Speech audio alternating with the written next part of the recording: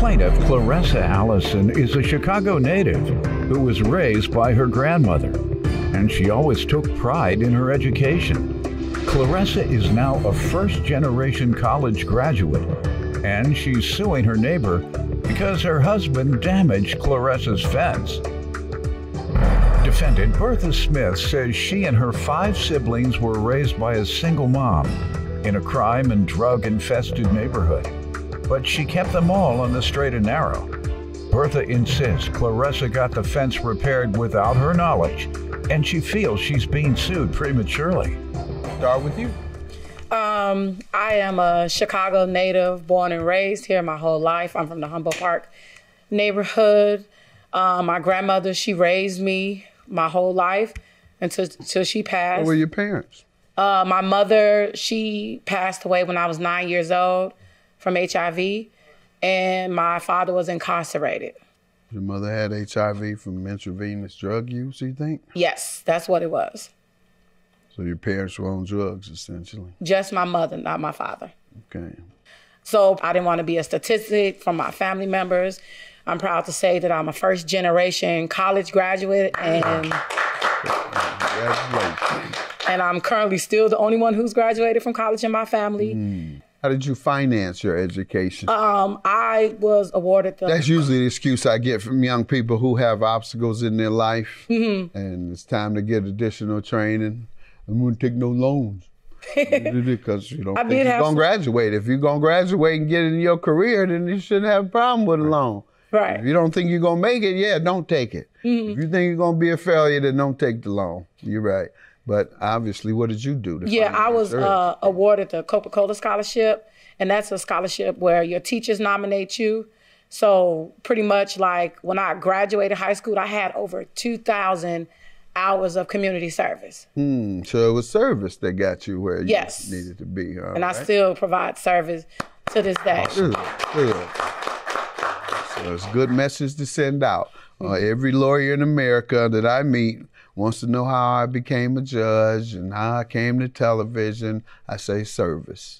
Yes. That's my answer. And that was all. I served the people of Detroit, and when I ran for office, they voted for me. Because they knew of my service. Yes. And so serve. It's not your outfit. It's not your suit.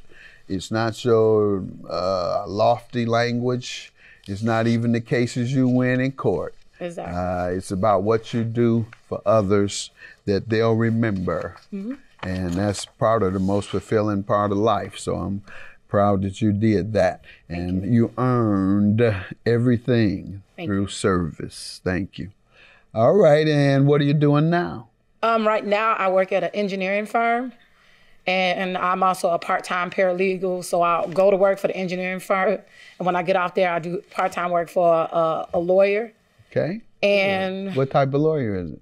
What type of lawyer is she? She's a family law. Family law, she does she does some criminal. She also does traffic and different law like that. Let me get some background on you. My name is Bertha Smith. I was born in Tunica, Mississippi. Parents moved to Chicago, where I grew up on the Everybody south from side. Chicago, from Mississippi, Arkansas. The bougie ones are from Arkansas. They come up here. I ain't from Mississippi. I'm from Arkansas.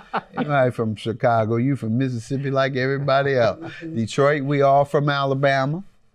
It goes just like where the trains. I've told you that before. Yeah. I've explained that before, where the trains went from the south to the north. They all traveled out of the south for equality, or at least an opportunity for equality.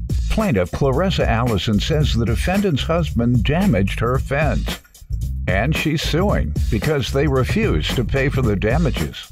And so you all came from Mississippi to Chicago, and how old were you? I was 6. Okay. How did things go? So things are all okay. I went to Kennedy King College, graduated from there. Later years went back to National Louis University, and I graduated from there. Good. So now, recently moved about 25 years ago to the place where we live now, which is on the south side of Chicago. And what type of obstacles did you have? You can tell our viewers you overcame to get your degrees. Mostly gang related. Within the area gang where I infested lived. community? Or? Yes. Yes. But my mother was persistent. Okay. You know, school. Yeah. You know, her and my father divorced early years, so it was just her raising all 6 of us. There you go. Those are the type of obstacles we want to hear about. Yeah. A single mother raising 6 kids in a drug and crime infested area. Yes. And she insisted on her kids get an education. She Yes. didn't play that. Isn't that what you said? Or something to that extent? Yes, she's definite, you know, And that's on what us did about it. that. That's how you ended up getting out of the crime and drug infested community, at least certainly in your mind, and getting a degree. So, or 2. So congratulations. That's what we need people to know. All right.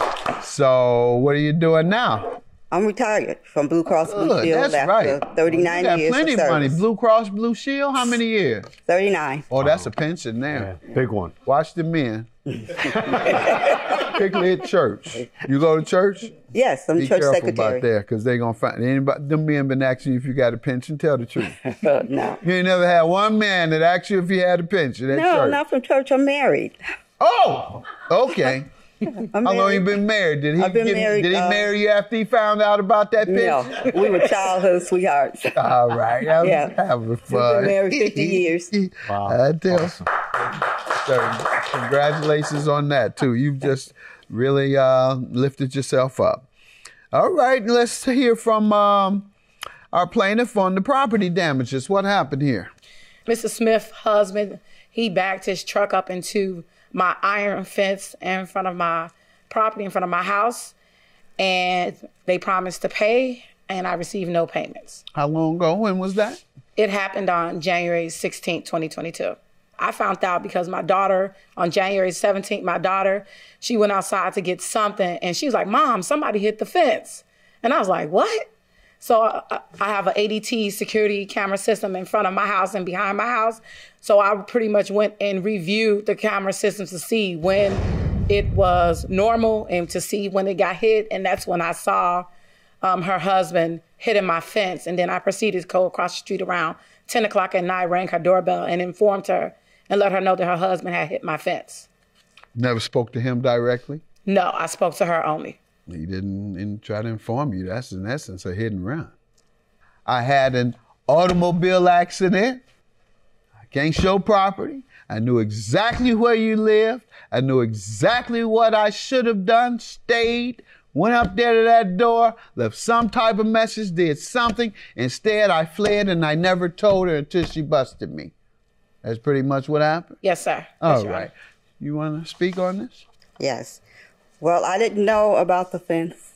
He said he didn't know until Clarissa He didn't know came. he had hit it. He said that he wasn't aware that he had hit it. He said if I had known I had hit her fence, I would have told her. Now, before you get to the fence, is there a bump he would feel? So pretty much on the side of my house, like to the north of my house, there's a vacant private lot that her husband parks in every day. Been parking there for over a year. And there's plenty enough parking on the street for him to park there. But he just parks there. The fence, 'Cause it's did it like- fall it's down? It didn't fall down, but it was dented. It was damaged. The pole was dented? Yes, One of the poles? post. Oh, he the felt post that that was concreted into felt the that. ground. Oh, you felt that. All right, that's what I was trying to give every benefit of not knowing. He knew. Plaintiff Clarissa Allison says the defendant's husband damaged her fence. And she's suing because they refused to pay for the damages. What did you all discuss about paying? Okay. damage? So when she came over, I told her that I would ask him about the fence, and then I would get back to her and let her know. But I told her that we would pay for the fence.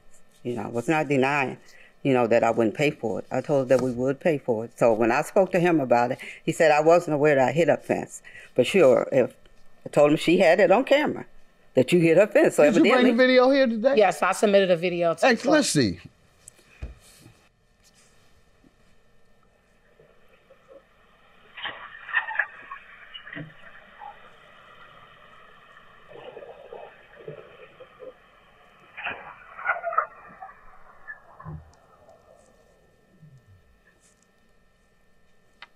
What I'm supposed to see? So pretty much you see, like, that's the side, the corner right there where his vehicle is. That's where the property damage happened at right there.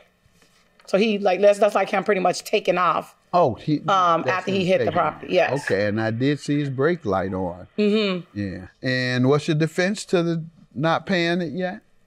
Okay, I called I called one of my neighbors who previously lived there. He said, I know a fencing company that repairs the fences. And he contacted them, and they said there was nothing that they could come out and do until after the weather break.